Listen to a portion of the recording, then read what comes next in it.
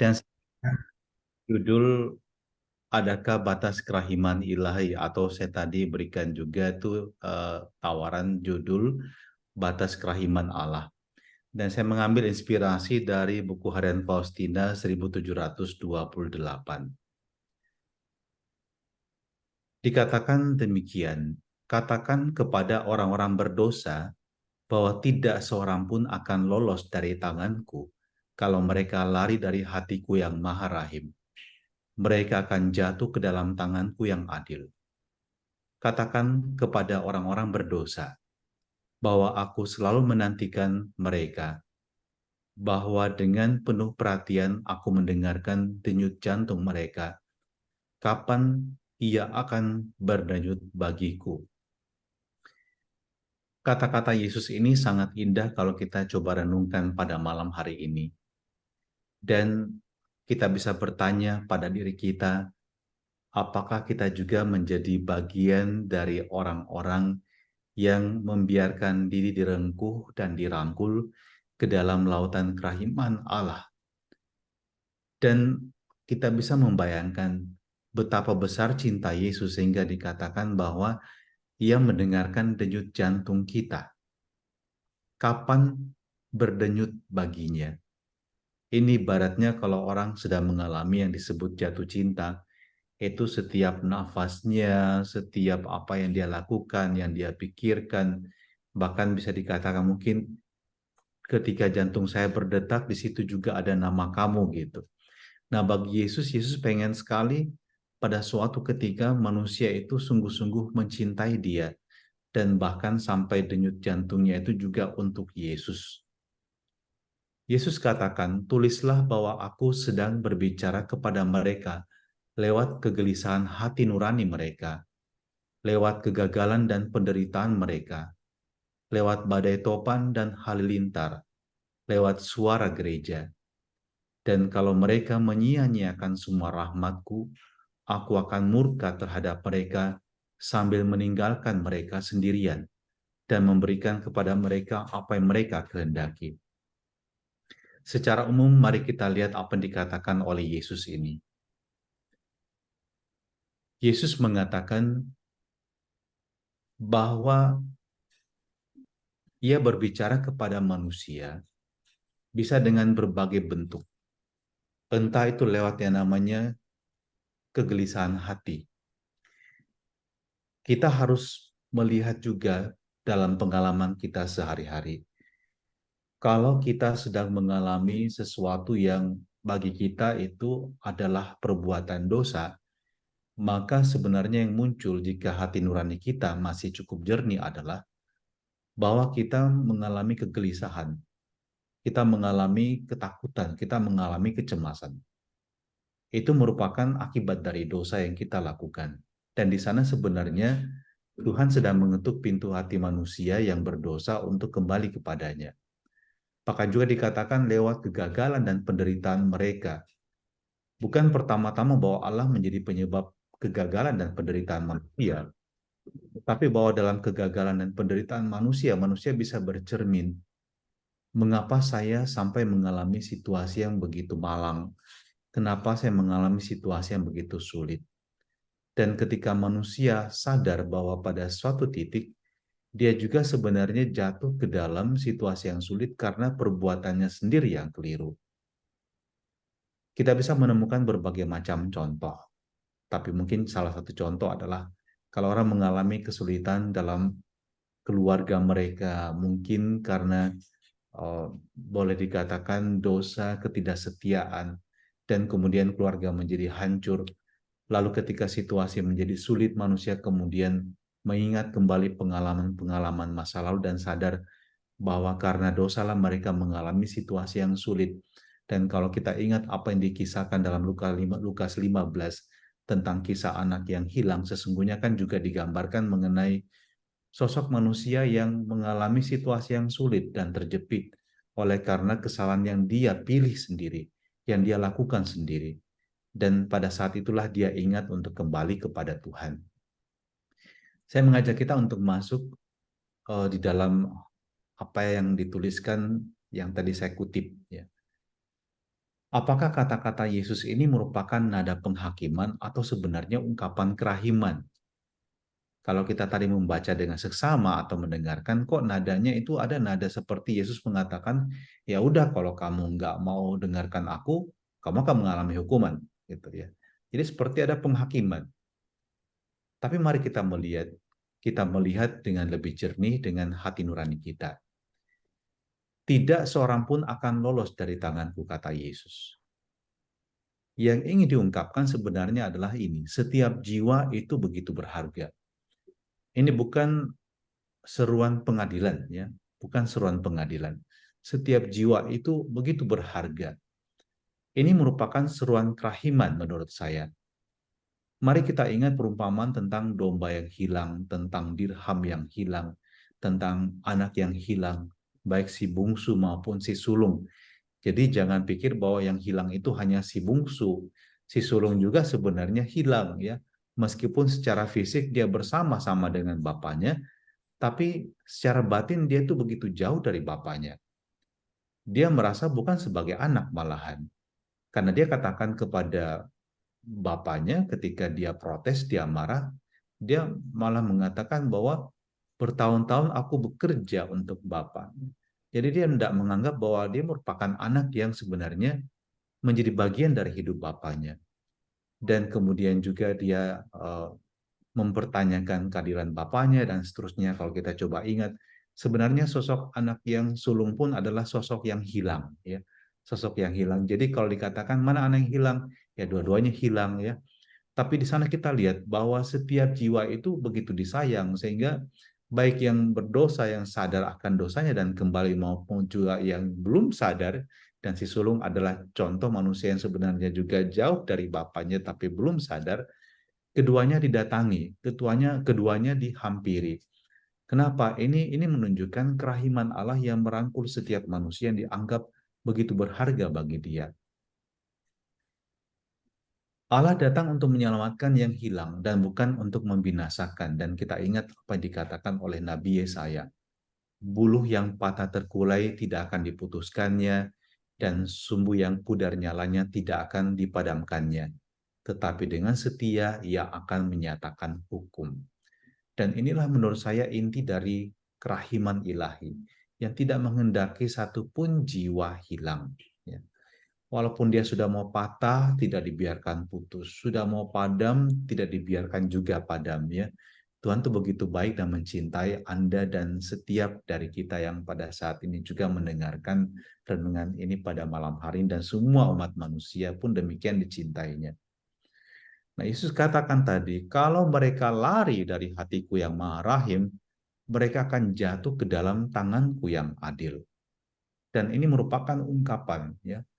Lari dari kerahiman berarti sebenarnya manusia menolak Allah. Jadi di sana pada sisi manusia yang menolak, bukan Allah yang menolak. Dan ketika manusia menolak Allah, ini keunikannya, ya, bahwa Allah menciptakan manusia dengan kehendak bebas. Allah tidak menciptakan manusia seperti robot yang menaati, menuruti penciptanya. Menurut apa yang diprogramkan, robot akan bekerja. Tapi manusia tidak. Manusia diciptakan menurut kehendak bebasnya, diberikan karunia kehendak bebas. Dan dalam kehendak bebas inilah manusia dapat memilih untuk mengabdi Allah atau sebaliknya untuk lari dari Allah. Nah, selama manusia hidup, ia diberikan kesempatan seluas-luasnya sebenarnya untuk mencintai Allah. Dan dalam cinta inilah sebenarnya juga ada panggilan untuk pertobatan. Ya kan, kita juga sadar kalau kita hidup dalam keluarga, kita mencintai keluarga kita.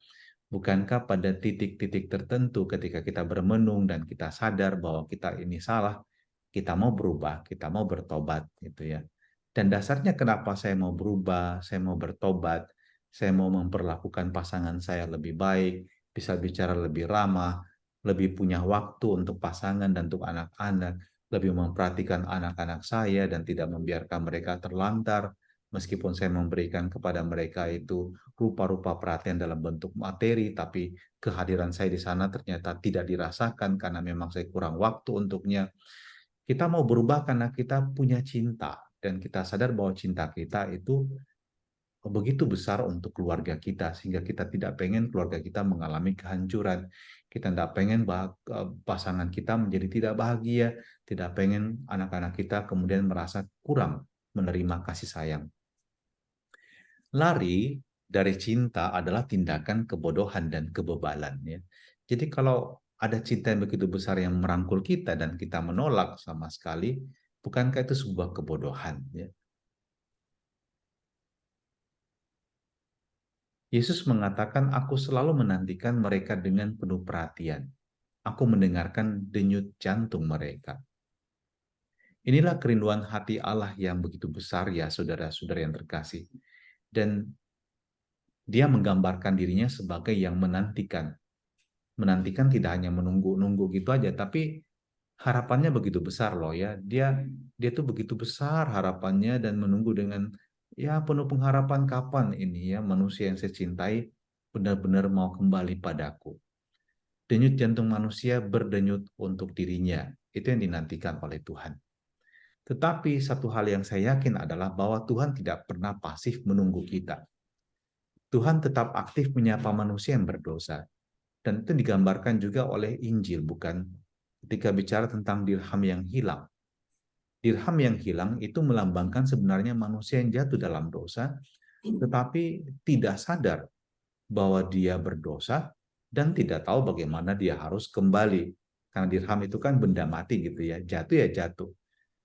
Tapi kita lihat Tuhan diibaratkan sebagai seorang wanita yang kemudian menyalakan pelita dan mencari.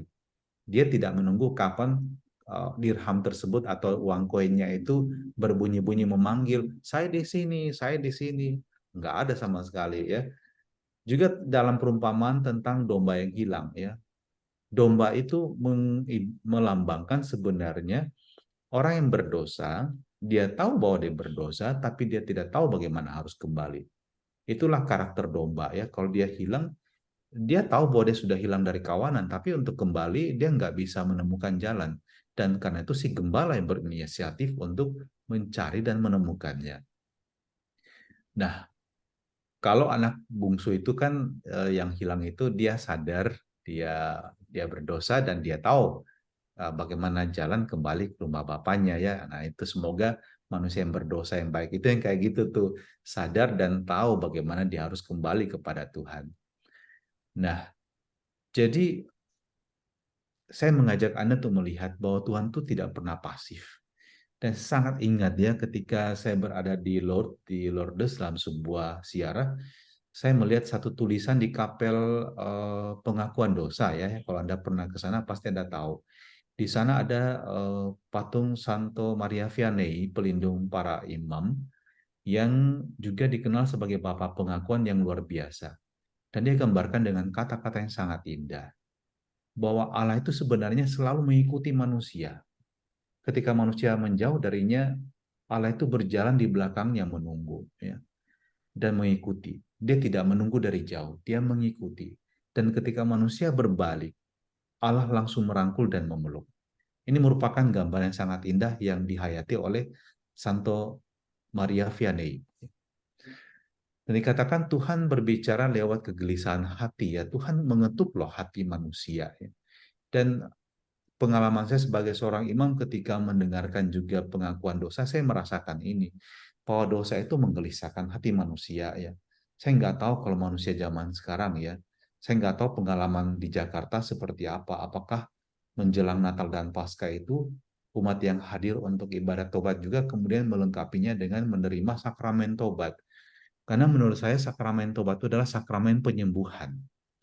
Ketika manusia mengalami kegelisahan hati, dia butuh disembuhkan ya. Dan banyak sekali sebenarnya penyakit yang tanpa kita sadar itu merupakan rongrongan dari perasaan kegelisahan yang merenggut sebenarnya kedamaian hati kita.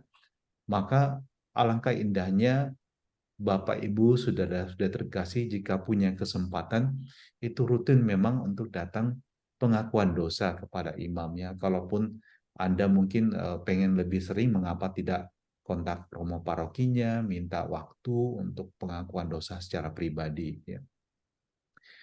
juga lewat kegagalan dan penderitaannya. Sekali lagi Tuhan bukan menghukum, tapi kadang-kadang juga mengajar manusia supaya menemukan jalan yang benar setelah mengalami kegagalan gitu ya.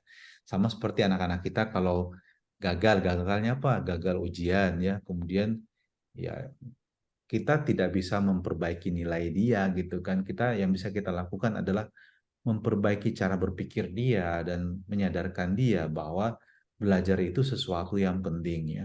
Sama kok anak-anak misalnya mengalami musibah, mungkin mengalami kecelakaan kecil di jalan dan kemudian juga mungkin mobil rusak ya.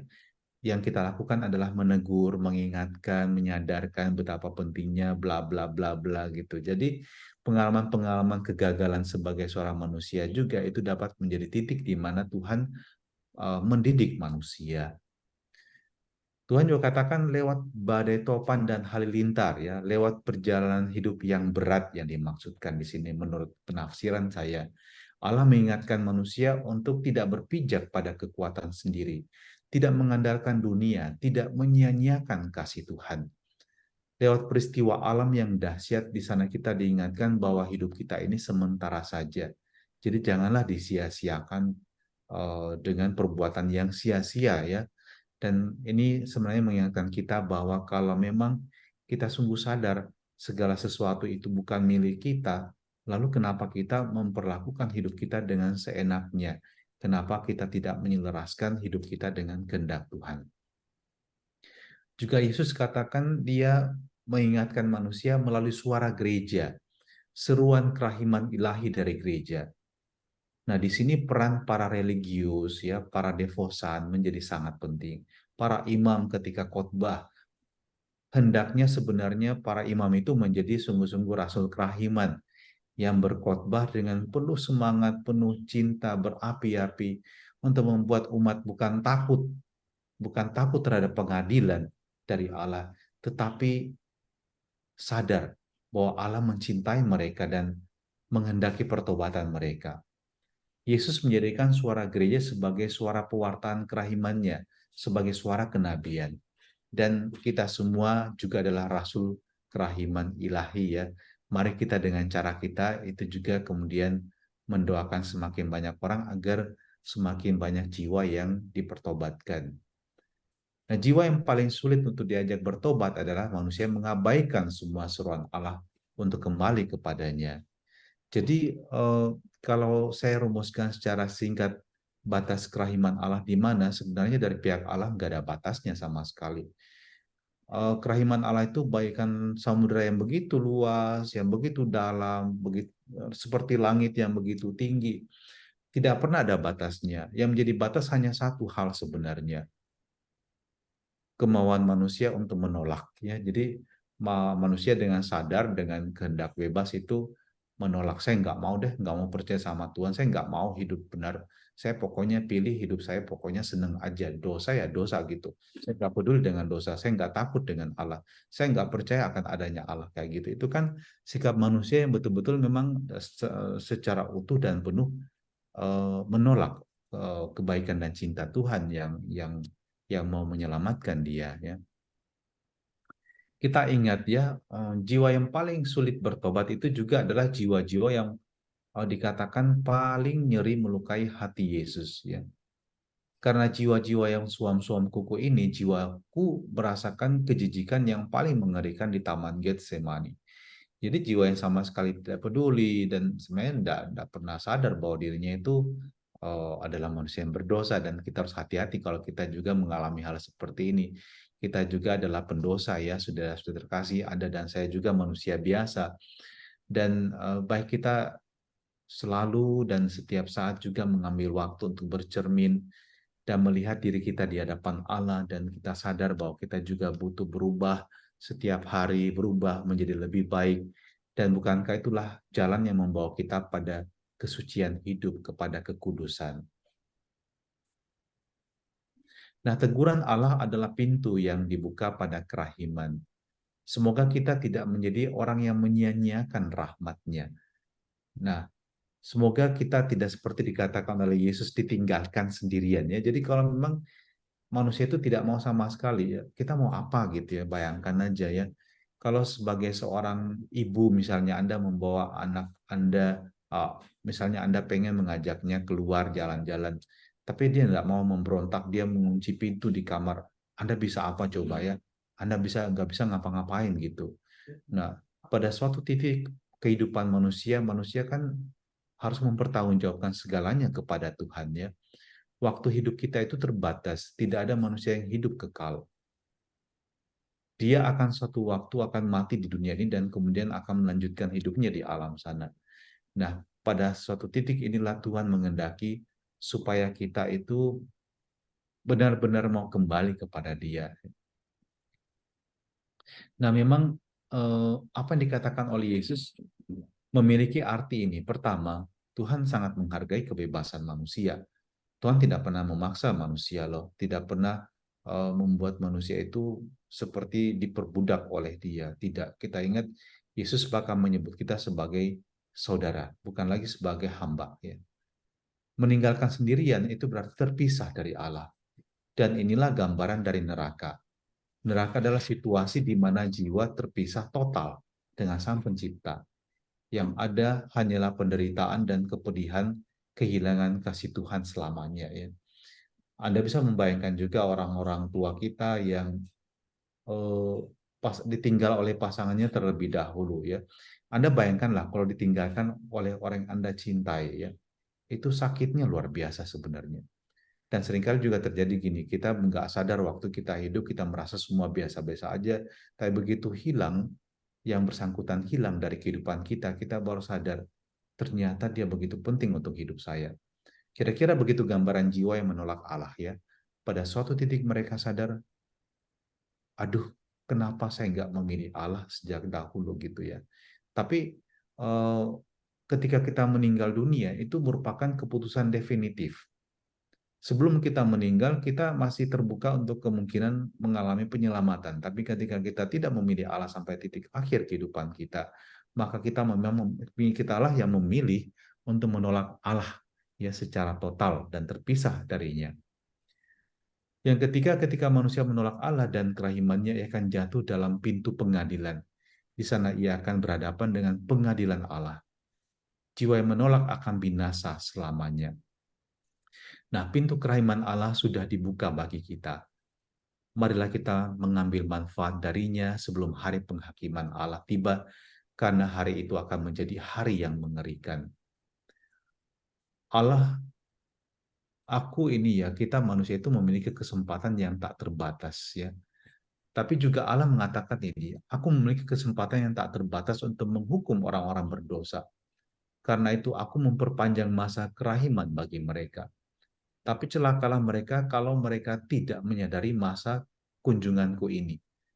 Putriku, tugasmu tidak hanya menulis mengenai kerahimanku dan mewartakannya, tapi juga memohon rahmat bagi mereka, supaya mereka pun dapat memuliakan kerahimanku.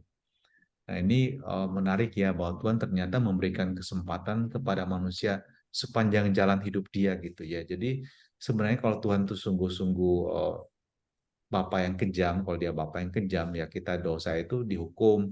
Seperti kalau ada orang tua yang kejam kan gitu, anaknya salah dihukum, dicubit, dipukul ya, dimasukkan ke dalam kamar, dikunciin gitu ya. Tapi Allah tidak seperti itu. Dia memberikan waktu ya, mengulur-ngulur waktu ya sampai saat terakhir gitu. Nah, apakah manusia menyadari itu ya?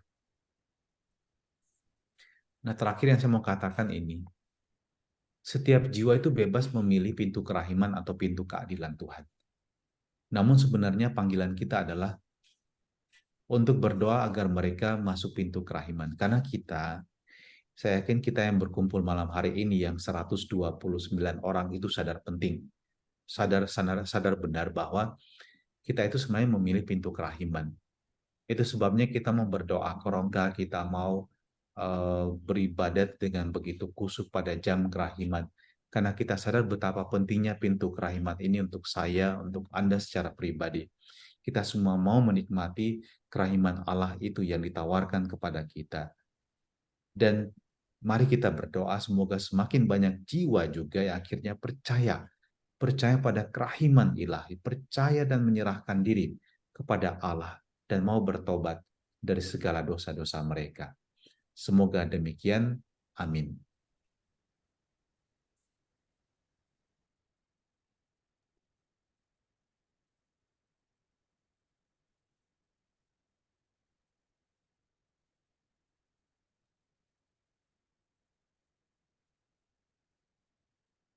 Be, suaranya nggak keluar, Be. Sudahkah Ya, udah. kedengar ya? Romo, terima kasih untuk renungannya. Kami semua disegarkan oleh inspirasi iman yang Romo berikan. Renungan Romo itu sungguh mencerahkan dan menguatkan iman kami. Ketika tadi pada slide yang menyatakan bahwa Tuhan berbicara lewat kegelisahan hati, lewat gereja, dan kemudian juga lewat penderitaan badai kita. Tiba-tiba saya teringat pada lagu ini, Romo. Lagu yang sering kita dengar, Bila Tuhan Menyapa. Mungkin Romo Rusdin tahu, Tuhan menyapa setiap manusia tanpa bicara, tanpa berbahasa. Bagai mentari menyapa alam, kasih ilahi menyapa kita. Nah, ini kemudian yang bagus lagi adalah Tuhan yang selalu menyapa kita dengan kasih-Nya yang paling indah, yang tak mau seorang pun binasa, namun berbahagia. Kemudian jawabannya adalah, hai manusia, apa jawabmu bila padamu Tuhan menyapa? Nah, kalau kita tidak peduli ya, itu tadi ya Romo, agak mengerikan. Jadi tadi tiba-tiba saya teringat lalu kemudian mencari teks ini. Luar biasa. Dan ini salah satu yang diperdengarkan kalau kita ada di gereja. Itu salah satu panggilan dari gereja, Romo. Nah, sudah ada beberapa uh, pertanyaan yang masuk. Saya bacakan ya, Romo. Ya. Yang pertanyaan pertama dari Ibu Ana. Selamat malam, Romo. Salam kerahiman. Tadi Romo mengatakan bila kehancuran dalam rumah tangga akibat kesalahan atau dosa yang telah dilakukan, bila dapat disadari, maka ada jalan untuk memperbaikinya. Lalu bagaimana bila mereka tidak menyadari kesalahannya dan malah berbalik menyalahkan Sang Pencipta? Mohon pencerahannya Romo Rusdin. Terima kasih. Iya, kita membutuhkan kerendahan hati. Ya. Ketika tidak ada kerendahan hati untuk menyadari kesalahan, maka juga kita tidak menemukan jalan untuk memperbaiki apa yang rusak. Dalam berbagai kasus konseling ini saya jumpai ya, kesulitan paling mendasar adalah ketika kedua belah pihak. Jadi biasanya yang datang kan saya tuh minta pasuter yang datang gitu ya, nggak satu-satu ya datang. Kalau di antara mereka ada yang menyadari kesalahannya dan mau memperbaiki, itu ada jalan untuk bisa memulihkan relasi mereka. Tapi ketika mereka masing-masing punya sikap dan tidak mau sama sekali kompromi dan masing-masing merasa dirinya benar, nah itu seperti ada tembok yang tinggi ya, yang sangat sulit untuk dapat ditembus gitu ya. Itu yang seperti judul lagu ya, di antara hatiku dan hatimu ya, terbentang dinding yang tinggi gitu ya. Nah, jadi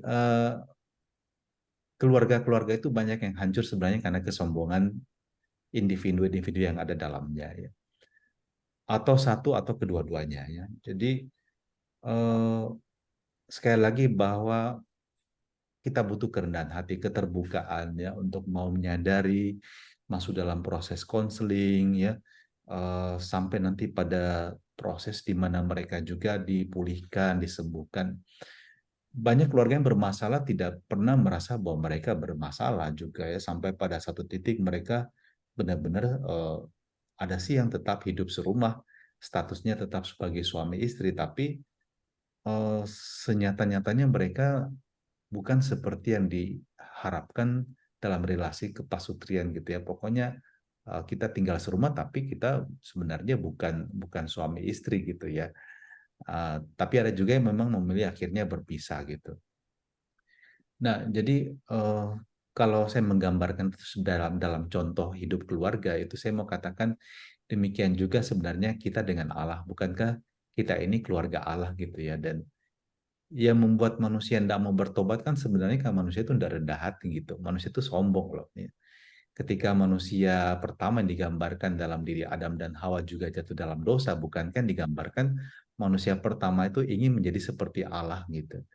Dan kesombongan inilah atau ambisi manusia inilah yang menghancurkan sebenarnya kebahagiaan mereka. Dan kalau kita lihat juga kenapa terjadi penderitaan dalam dunia ini, itu banyak diciptakan oleh kesombongan manusia. Ya. Kenapa ada perang? Bukankah karena kesombongan manusia yang mencoba untuk menegakkan otoritasnya dan mau menguasai yang lain, yang mau menindas bangsa lain? Bukankah itu bentuk kesombongan gitu ya? Kenapa ada misalnya kayak penindasan terhadap kelompok-kelompok etnis tertentu atau kelompok agama tertentu? Bukankah itu merupakan bentuk superioritas atau kesombongan individu atau manusianya sebenarnya? Jadi pada titik yang paling penting adalah untuk dapat berubah itu mutlak ada yang namanya kerendahan hati. Tanpa kerendahan hati tidak akan ada pertobatan.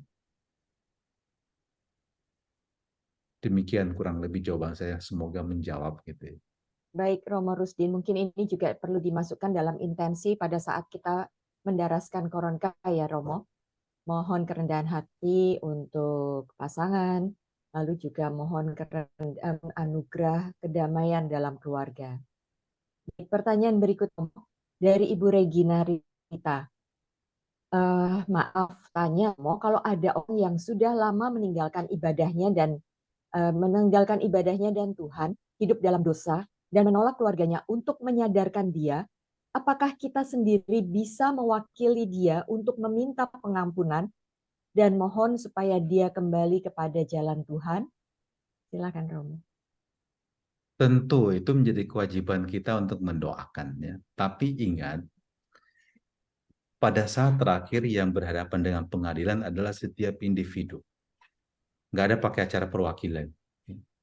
Jadi ketika saya dan Anda kembali ke pangkuan Sang Pencipta, saya nggak bisa mengatakan, saya diwakili oleh Ibu Bernadette ya, Yesus tolong ya, Ibu Bernadette kan orangnya baik gitu ya. Jadi kalau Ibu Bernadette baik begitu, ya udahlah saya diizinkan masuk surga. Nah, setiap orang harus mempertanggungjawabkan perbuatannya sendiri selama dia masih hidup di dunia ini. Lalu peran doa saya di mana, Pastor, kalau gitu? Peran doa kita adalah kita harus ingat doa itu kan besar kuasanya ya. Dan bahkan seorang pendosa yang paling besar pun itu bisa bertobat karena kekuatan doa. Kita pasti ingat dalam kisah orang kudus seperti Santo Agustinus ya. Dan doa seorang ibu ya itulah yang kemudian mengubah hidupnya dari seorang pendosa menjadi seorang suci ya sebagai seorang kudus malahan. Jadi jangan merasa bahwa doa saya itu tidak bisa membantu orang tersebut, bisa ya. Apakah bisa mendatangkan pengampunan bagi dia? Ya kenapa tidak gitu ya. Bagi saya Tuhan itu nggak bisa saya nggak bisa menguasai Allah dengan kehendak saya. Tuhan kan punya kemauan dan kebebasannya gitu ya. Jadi kita selalu ingat bahwa Tuhan itu begitu baik ya, melampaui pemahaman kita sebagai seorang manusia.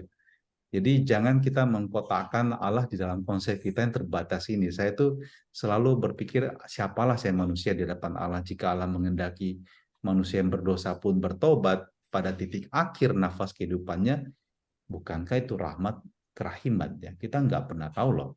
Manusia yang berdosa sekalipun yang paling berdosa pada saat akan menghembuskan nafas terakhir mungkin baru sadar harus bertobat dan Tuhan menerima dia, why not gitu ya, itu kan hak Tuhan. Demikian jawaban saya. Baik Romo, kita tidak perlu takut atau terbelenggu oleh dosa-dosa yang menurut kita mungkin tidak termaafkan karena Tuhan sendiri kan juga sudah berpesan ya Romo bahwa kalaupun dosa kita semerah kirmisi, pada saat kita berbalik kepadanya seperti yang Romo bilang tadi, Tuhan menunggu di belakang kita. Begitu kita membalik kepada dia, dia akan datang memeluk kita ya Romo. Ya, ya. Baik, nampaknya belum ada pertanyaan lagi, tetapi saya ingin bertanya kepada yang tadi Romo.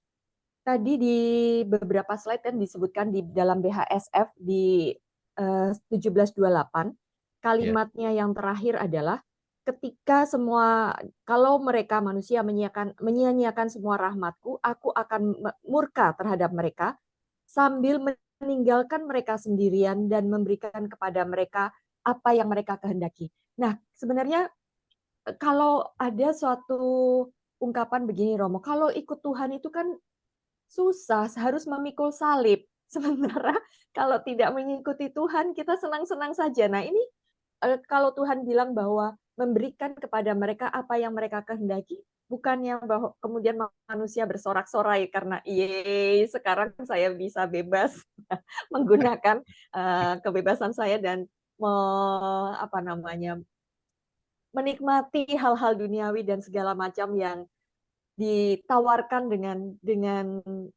dengan begitu, eee, menikmati banget gitu loh Romo. Jadi, Ya, ya. itu bagaimana Romo penjelasannya? Silahkan. Ketika manusia memilih dosa dan hidup dalam dosa, dalam pesta pora dan kemabukan, di dalam hawa nafsu dan kecemaran, yang terjadi kan gini, memang apa yang disebut sebagai dosa itu kan perbuatan-perbuatan yang dalam tanda petik pandangan kita di dunia ini hal-hal yang menyenangkan untuk dilakukan gitu. Jadi Ya, menyenangkan. betul. Apakah itu membahagiakan? Tidak. Itu bukan bahagia, itu menyenangkan. Sesaat menyenangkan, tetapi kalau kita lihat kemudian akhirnya efeknya adalah kerusakan, kehancuran. Kehancuran hidup dia, kehancuran kesehatan dia, kehancuran rumah tangga dia. Pokoknya yang ada pada akhirnya adalah keruntuhan, kehancuran karena kesombongan manusia. Itu seperti ibaratnya ketika bacaan Injil kemarin yang mengatakan itu pada saatnya batu-batu di bait Allah yang indah itu akan runtuh. Ya, itu gambaran kesombongan manusia sebenarnya. Saya teringat ketika saya pertama kali ke Yerusalem dan melihat tembok kota Yerusalem begitu indah, saya berpikir inilah simbol sebenarnya hati manusia yang angkuh gitu ya, sehingga para nabi bahkan Yesus pun masuk ke kota itu dan dibunuh di sana. Ya. Dan itulah hati manusia yang tidak membiarkan suara Allah itu bisa hidup dalam diri mereka. Mereka membunuh suara Allah tersebut. Dengan mengatakan, ah Allah kan tidak ada, mana ada Allah coba. Ya udahlah saya nikmati hidup saya berbuat dosa, kenapa mesti saya pikir tentang Tuhan. Dan ketika itulah, itu kan pilihan manusia ya. Jadi ketika Allah sebenarnya menghendaki kita itu datang padanya, tinggal bersamanya, tapi kita memilih untuk menjauh dari dia dan memilih kehancuran kita, ya Tuhan katakan, saya berikan apa yang mereka kehendaki. Yang kamu kehendaki adalah kehancuran, silahkan. Gitu. Jadi kalau kehancuran itu terjadi, itu kan hasil dari pilihan kamu, bukan karena saya. Gitu. Jadi jangan kita berpikir Allah menghukum manusia. Yang sebenarnya terjadi adalah manusia menghukum dirinya sendiri karena perbuatannya. Selama kita masih hidup di dunia ini, kata Yesus, pintu kerahimanku terbuka. Selama masih hidup. Tapi pada saat kita mati, kamu memilih apa yang kamu kehendaki. Kalau kamu memilih tidak kembali padaku, kamu mendapatkan itu. Saya meninggalkan kamu. Gitu. Disitulah prinsip keadilannya. Ya. Allah adil di situ. Apa yang Anda pilih pada akhirnya itu menjadi milikmu. Anda memilih dosa, kamu menjadi milik kuasa maut. Anda memilih saya, kamu menjadi milik saya dalam kehidupan abadi. Gitu. Baik, terima kasih Romo. Kita diingatkan kembali bahwa jangan menyia-nyiakan hidup ini dengan hura-hura, dengan menuruti tawaran duniawi dan hanya menyenangkan apa saja yang nyaman buat kita. Tetap memang tidak enak kalau mengikuti Tuhan, tetapi jaminannya adalah kebahagiaan kekal ya Romo ya. Iya, kalau soal salib itu ya siapa juga nggak punya salib ya. Jadi apakah kita hidup berkeluarga atau hidup sebagai romo dan sebagai suster gitu, masing-masing punya salib lah. Ya, Dan salib itu menyakitkan seringkali ya, seringkali kita sampai nangis, kita merasa putus asa, kita kecewa. Tapi ya saya tadi sore itu waktu treadmill itu ingat lagu ya seperti pelangi gitu ya. Benar juga ya. Tuhan tidak akan memberikan pada kita ujian yang lebih berat dibandingkan kemampuan kita. Kenapa? Karena di titik yang paling rendah dalam hidup kita ketika kita datang sama Dia ya, kita datang pada Dia dan berdoa, di sana kita dikuatkan. Waktu kita nangis-nangis gitu kan, habis itu kita lega sebenarnya. Ya. ya, Kita datang sama Dia, datang pada sahabat kita, Tuhan Yesus bicara melalui sahabat kita, kasih kita pelukan, itu udah menguatkan kita gitu. Jadi salib itu merupakan bagian yang tak terpisahkan dari hidup kita selama kita di dunia ini. Ini seperti contoh kalau seorang ibu mengandung anaknya 9 bulan ya. Atau ada yang lebih cepat, ada yang sedikit lebih lambat. Itu kan salib yang berat. Siapa yang mau coba kayak gitu? Bapak-bapak pasti nggak mau gitu ya. Tapi ibu-ibu mengalami itu ya sejak masa mengandung itu kan sudah mengalami ya bentuk tubuh berubah lah, kemudian juga perut makin berat gitu ya, malah tidur pun susah gitu kan, badan kram-kram, kaki pegal-pegal gitu ya, kadang-kadang pengen dipijat suami, suami juga nggak peka gitu ya, pergi memeriksakan diri ke ke klinik gitu ya, suami kadang sibuk nggak bisa nemenin, itu juga ada perasaan seperti ditinggalkan sendirian gitu ya.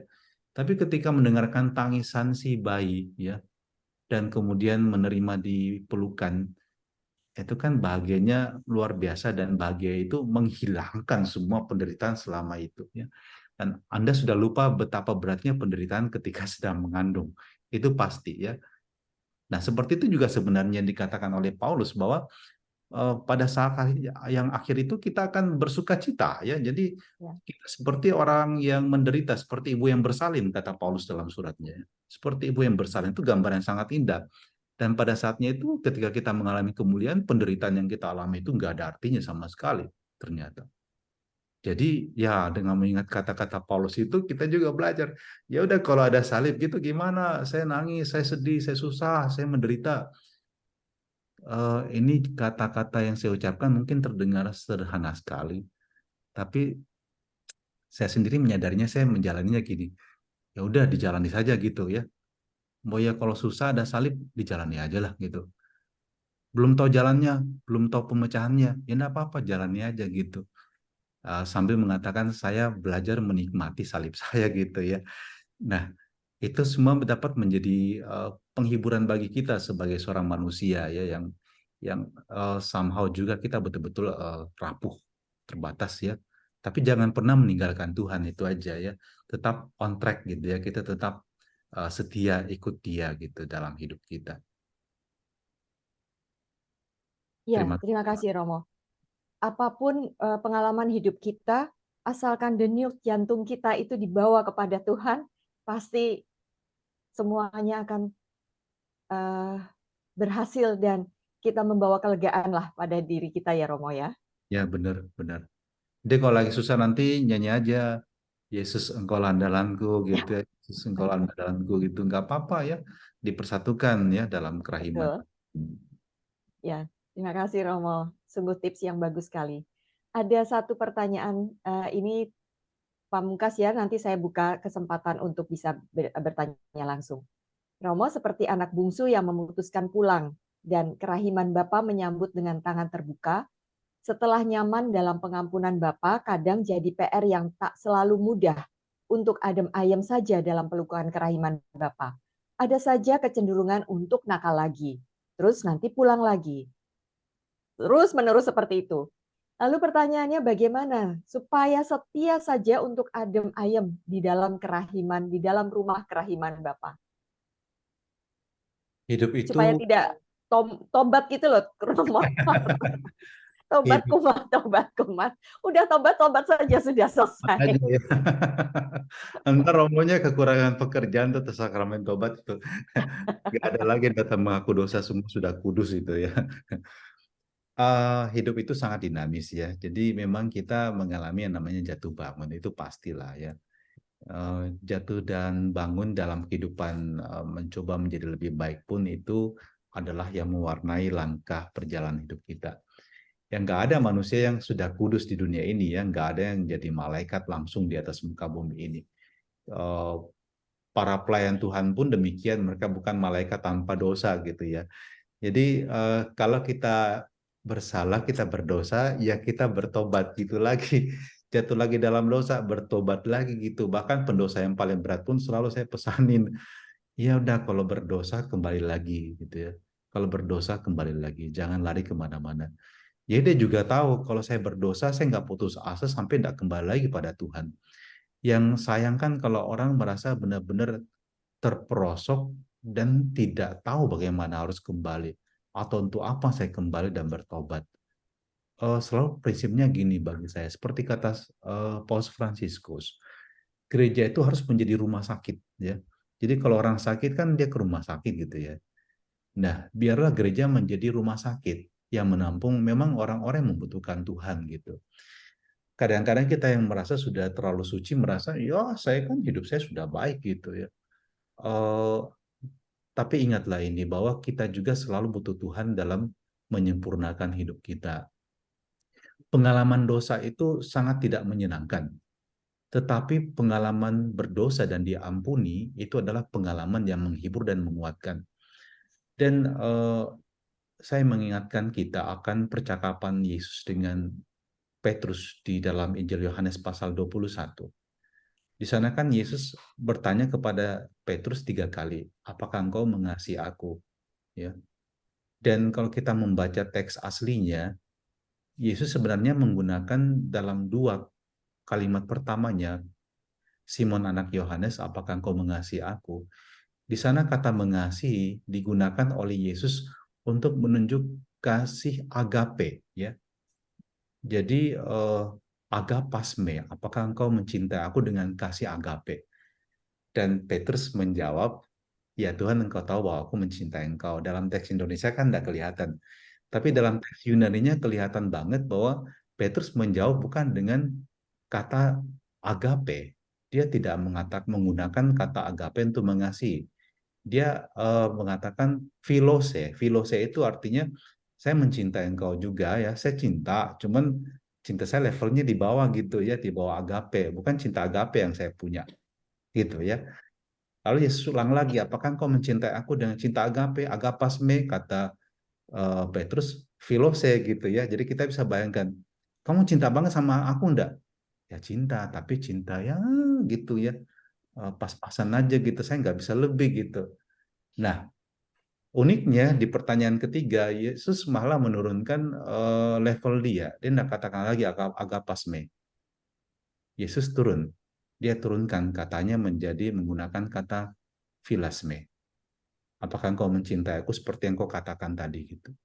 Dan dikatakan kan Petrus itu menangis. Ya.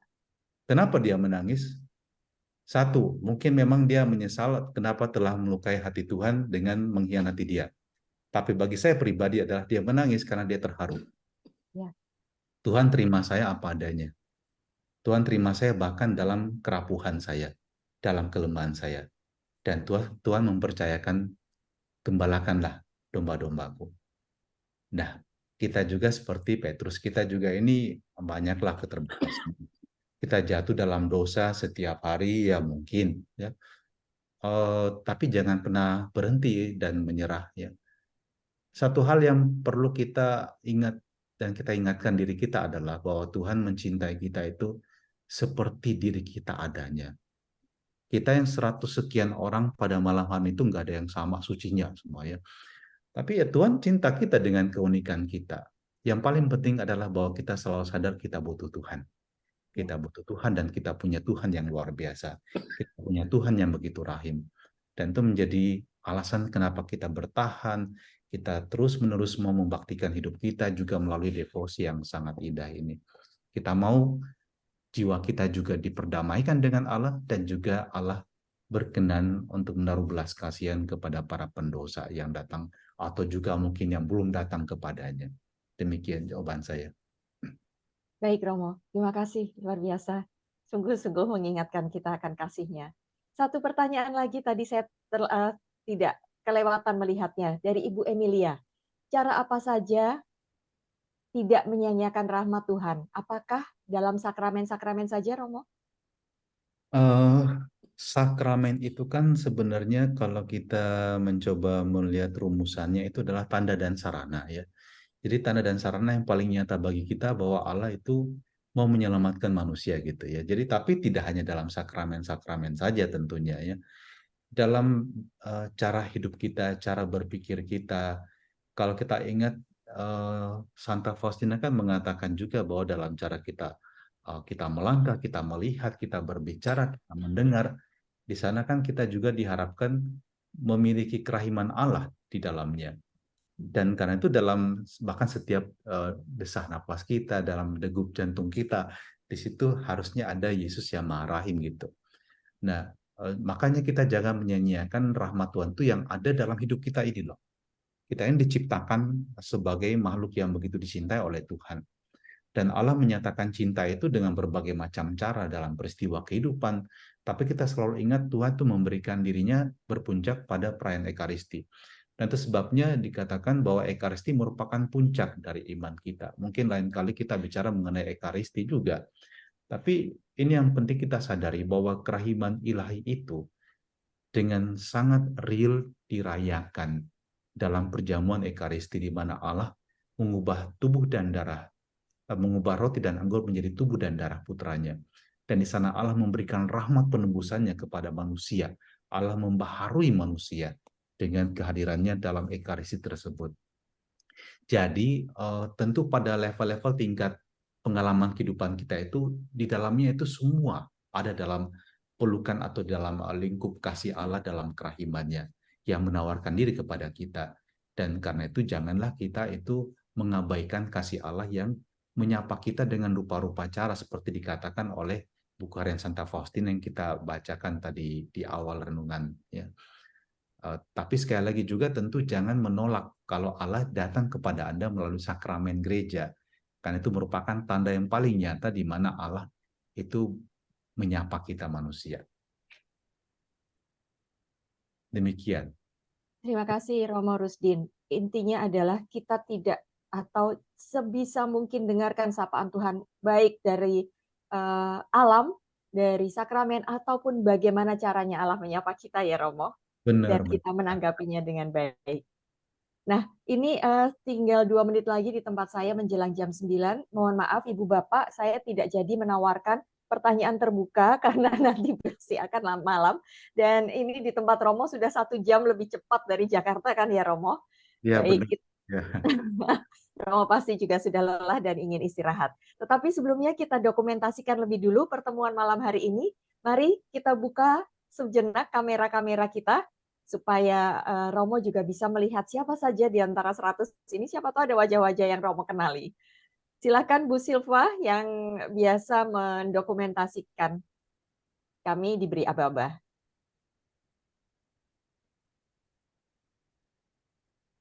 Bu Silva kayaknya terlempar ya. Oh, terlempar. Baik, Pak Gunawan bisakah? Oke, saya aja ya. Baik. Baik, ini karena layar saya kecil, jadi di sini ada 5 layar. Oke, siap ya. Berikan senyuman untuk Tuhan. 1, 2, buka terus. 3, 4. Waduh, ini banyak yang tutup nih sih. Enggak lah, Pak. 5. Ya, selesai, Bu B. Baik, terima kasih Pak Gunawan. Ibu Bapak yang terkasih, rekan-rekan muda yang disayangi Tuhan, kita sudah menerima begitu banyak berkat dari Allah. Maka mari kita berbagi kasih kepada yang membutuhkan melalui BCA dengan nomor rekening 0121 203 986 atas nama Sulince Lailinaus. Baik, itu aja. Sekarang juga kita akan mengakhiri acara kita dengan lagu penutup oleh Ibu Yuliana. Silakan Ibu. Santa Faustina, kau pilihan Tuhan, Rasul kerahimannya, pendoa yang setia. Doakanlah kami kepada Tuhan, karena Tuhan Yesuslah andalan manusia. Dari lambung yang tertikam telah memancar sinarnya di tengah membawa damai bagi dunia. Dari lambung yang tertikam telah memancar sinarnya. Dia pembawa damai bagi dunia.